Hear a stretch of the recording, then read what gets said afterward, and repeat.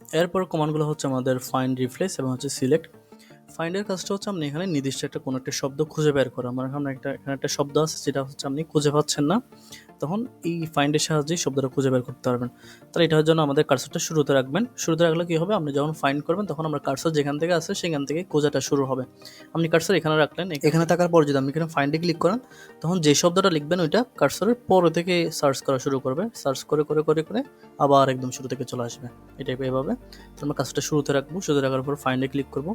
ফাইন্ডে click করার পর এখানে লিখবেন আপনার কোন শব্দটা খুঁজতে চাচ্ছেন। তাহলে আমি এখানে দিলাম হচ্ছে আমি টেবল নামে একটা ওয়ার্ড আছে, টেবলটা সিলেক্ট লিখলাম।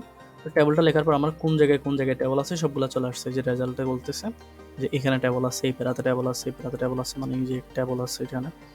এখানে ক্লিক করি, পরেরটাতে নিয়ে যাবে। এটাতে ক্লিক করি, এর পরের টেবলে নিয়ে যাবে।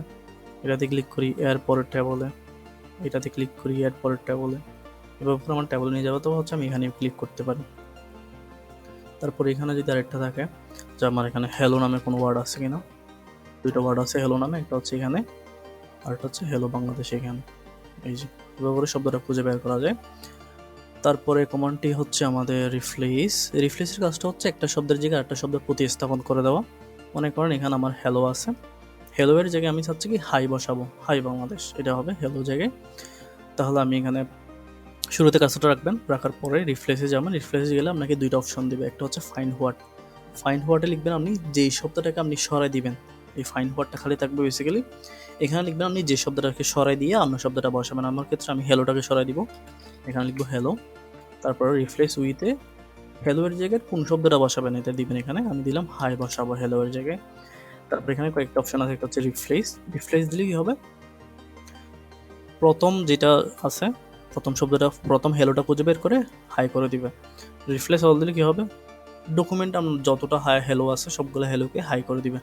আর হচ্ছে ফাইন নেক্সট। আমরা এখানে মনে করেন মাল্টিপল হ্যালো আছে, আপনি চাচ্ছেন কি আপনি কয়েকটা হ্যালোকে জাস্ট চেঞ্জ করবেন, বাকিগুলো করবেন না, তখন কী করবেন, ফাইন নেক্সটে ক্লিক করবেন, প্রথম হ্যালোটা খুঁজে বের করবে। এটাকে কি রিপ্লেস করবেন, তখন রিপ্লেস দিবেন, তাহলে এটা রিপ্লেস হয়ে যাবে। এটাকে যদি রিপ্লেস না করেন ফাইন নেক্সটে দিবেন, পরবর্তী হ্যালোটা খুঁজে বের করবে, তাহলে এটাতে করলে এটা থেকে দিবেন। রিপ্লেস দিলাম, তাহলে এটা রিপ্লেস হয়ে গেল। ওকে, তাহলে এখন প্রথম হ্যালোটা আছে, এই যে হ্যালো বাংলাদেশে হ্যালোটা আছে, নিচে যেটা হ্যালো ছিল এটা হাই হয়ে গেছে। এটাই সিলেক্ট অল দিলাম, আমার সবগুলো সিলেক্ট হবে।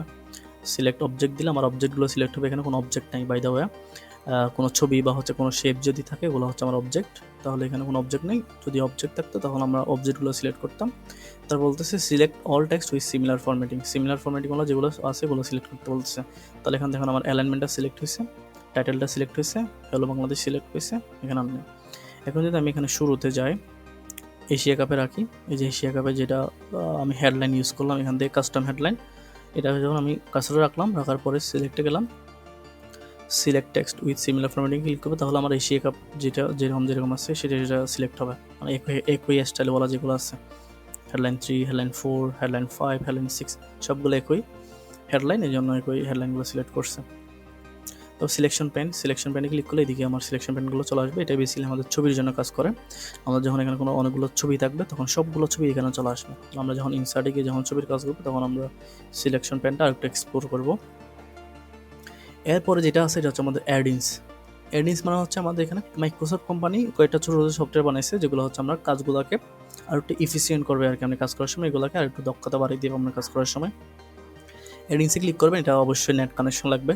অ্যাডিন্সে ক্লিক করলে আপনার এখানে অনেকগুলো অ্যাডিন্স চলে আসবে যেগুলো অনেক পপুলার। ম্যান্ডালি যেটা আছে এটা কি করে, সাইটেশন ক্রিয়েট করে। কুইলবোর্ড আছে, তারপরে হচ্ছে এখানে আরেকটা আছে গোস্ট রাইটার কি করে আপনার চ্যাট জিপির মতো অটোমেটিক লেখা এনে দেয় আর কি। আপনি কোনো একটা নির্দিষ্ট ওয়ার্ড লিখবেন, ওই ওয়ার্ড সম্পর্কে আপনাকে কিছু লেখা দিয়ে দিবে সে, গোস্ট রাইটার ও চ্যাট জিপিটির মতো অনেকগুলো আছে। এখানে একটা আছে, এটা হচ্ছে আমরা যেমন এখানে একটা ওয়ার্ড টোন আছে। ওয়ার্ড টোনটা কী করে, আমার লেখা লিখতেছেন এটা গ্রামাটিক্যাল কোনো মিস্টেক আছে কিনা, তারপর হচ্ছে স্পেলিং মিস্টেক আছে না, এটা জাস্ট ওয়ার্ড টোন ঠিক করে দেয়। এবং হচ্ছে আপনি আরেকটা ওয়ার্ড টোন আরেকটা কী করে, আপনার কোনো একটা লেখা আছে, আপনি এই লেখাগুলো আমি ম্যানুয়ালি আনলাম। এখানে আপনি যদি একটা লেখা লেখেন, hello Shamin, how are you, ঠিক আছে, এই লেখাটা লিখেন, এটা আপনি নিজে লিখলেন আর কি। আমি চাচ্ছি কি এই লেখাটা লিখছি, ঠিক আছে, এটাকে আমি আরেকটু সুন্দরভাবে লিখতে চাই, মানে আমেরিকানরা যেভাবে লিখে ব্রিটিশরা যেভাবে লিখে, রাশিয়ানরা কোনভাবে লিখে, মানে ইংলিশ, নেটিভ ইংলিশ যারা কথা বলে তারা এই শব্দটাকে কীভাবে লিখতে পারে, আরেকটু সাজায় লিখতে পারে। হ্যালোর জায়গায় হয়তো হাই ইউজ করতে পারে, হাওয়ার ইউর জায়গায় হয়তো আরেকটা কোনো কিছু বলতে পারে। এই কাজটা করা হচ্ছে আমাদের ওয়ার্ড টোন দিয়ে, এখানে যেটা ওয়ার্ড টোন আছে এটা দিয়ে। তাহলে আমরা যখন অনলাইন ক্লাসগুলো করবো তখন আমরা ওয়ার্ড টোন নিয়ে জানবো, মানে এই লেখাটাকে আরেকটু রিরাইট করবে, পুনরায় লিখবে।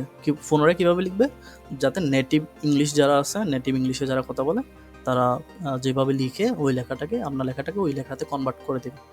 তারপর হচ্ছে ইমোজি কিবোর্ড। ইমোজি কিবোর্ড এখানে আপনি ইমোজি ইনসার্ট করতে পারবেন। তাহলে আমরা ইমোজি কিবোর্ডটা একটু দেখি।